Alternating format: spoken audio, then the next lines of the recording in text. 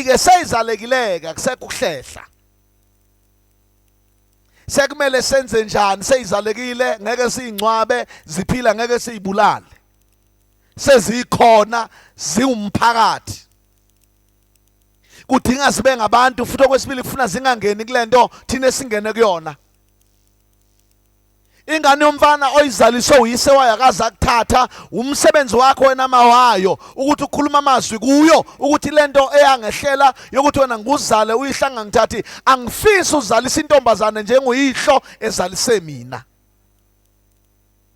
Uyitshela ingane iqiniso uyitshela ama-fact ungayenza utamatisi uyitshela ama-fact ukuthi uthwala nzima kanjani ukuphilisa yona. Uyitshele hayi ukuthi uyayibalela ukuthi ngithwala nzima kanjani ukwenza udle ukwenza ugqoke ukwenza ube right ukwenza ube indoda ngithwala nzima ngenza umsebenzi ongaphezulu kwami ngoba kunezinto zobufana okufuna uzazi angazi ngizothini kuwe. So ke wena ukubalekele ukuthi ulingise uyihlo owangitholisa wena singashadanga. Nale ntombazane system futhi kuyinkinga kufana kobili. Wazala wathola intombazane awushadile ubhasophu uzoba ugogo khona manje.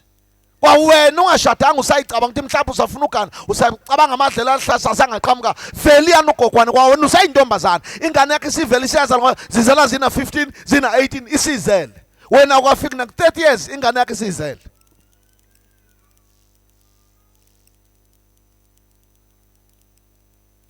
Amen. Njengamanje uphilisa yona. Manje bekumele ukhulume nayo ukuthi into yangehlela ukuthi ngikuzale awakhulunywe kodwa amaqiniso. Into yangehlethi ngikuzale ngingashadanga noyihlo. Mina ngaphapha kusho wena uyilahle enganeni. Ingane ise right ngenankinga. Mina ngaphapha njoba nginje ungazalelanga emshadweni ziyinkinga zami zokuphapha ukujaha izinto. Hleze mina nganginenkinga wena mntana mungcono ngiyakwazi ukusupporta ngiyakufundisa ngiyaqhokisa mina ngangithi ngizama umuntu ozongimithisa amaqeda anginake angenze samfazana akwenzekanga wagcina wangilahla wena ngifuna ungene lapho. Ngoba uma wena uzala ungashadanga nengane yakho iphinde izala ingashadile kukhona into esukilekhile phakathi kwakho ukuthi yini ozamile ukuyenza ukuthi utshela lengane lobubi. Utshela ingane lengozi noma wayizala wayiqamba igama elihle kodwa uyitshela ingozi yokuzala ukuthi lento yangehlela ngizale wena njoba ungahlali noyihlunga amazi engekho angakunaki. Angifisi ukuthi na uthola umuntu onjengoyihlo zokuzalisa wena aphinda angakunaki njengoba nami uyihlo engakunakanga. Lento ukuthi uthuka usunabazukulu nje ufresh unje usugogo futhi go. Lo muntu ufuna ukuqhubeka nezifundo usemise wena sekufuna kuphela ukusalukwazi ugonana lengane ufresh usena 40-41 sekufuna ube ugogo serious. Mangicela ukufunda Nkosi yami ngicela ukufunda bangithatha evarsity lo 4 years lo 7 years yokufuna udokotela lo 7 years zobe ngenzani zobe ngigonele ngane. Noma sekuphoqa ukuthi ma wena uthola into ohana usebenza uqashe umuntu ozomholela uholele umuntu ophatha ingane hayi yakho yengane yakho uyophumula nini. Kungcono ukukhuluma ingane manje kubize ngesonakali kunoma uthule uyinese ingene ehlathini.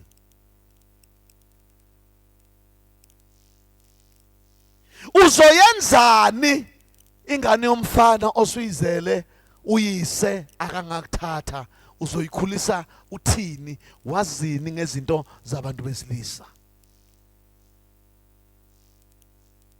Nala kumele uyishaye khona uzoyitefisa uthi ukuze ibonke nguma ungiyayithanda nginikeze uthando kanti uyayispoiler.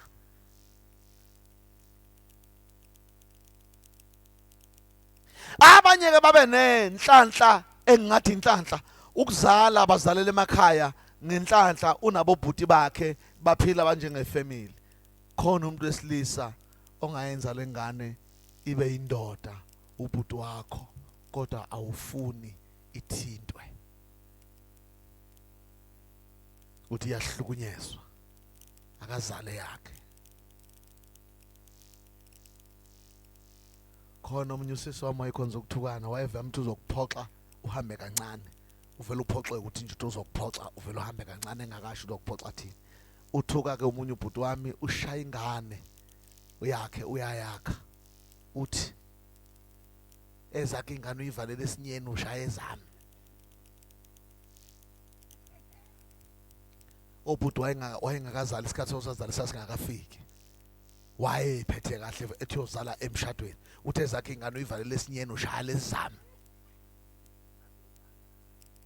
wathi ubhuti phinde sisi ngithinte ingane yakho uyishayele mntakama namhlanje imfaka umnesweni imphuca imali yempesheni nenkani iyamshaya mayisethu uyamemeza bathi kahle sisi wasikhipha kulezo ngane luthwale logodo noma lishisa yothe leyo mbawula noma sekushisa mana kuleyo mfula noma isikunetha wena wayiqala be careful mangikhuluma umfundisi uNtshosho ngokukhulisa ingane angisho ukuhlukumeza ingane ngisho ukuyakha manje thina sikhona ukuhlukanisa ukuhlukunyezwa kwengane nokwakhiwa kwengane noma ingane ishawa ngoba lithi iBhayibheli uswazi nomntwana uswazi nokuyala kunikeza ingane ingqondo kuba ngathi ingane iyabulawa kanti iyakhiwa awufuni ithintwe